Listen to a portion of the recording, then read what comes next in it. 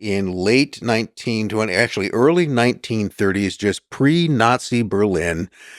There was a very prominent sort of would-be psychic and occultist by the name of Eric Jan Hannesson.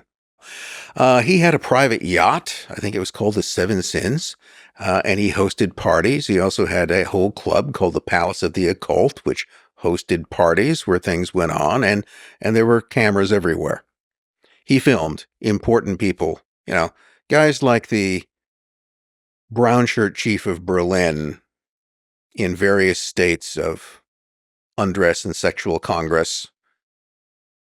And he did that for the purposes of blackmail.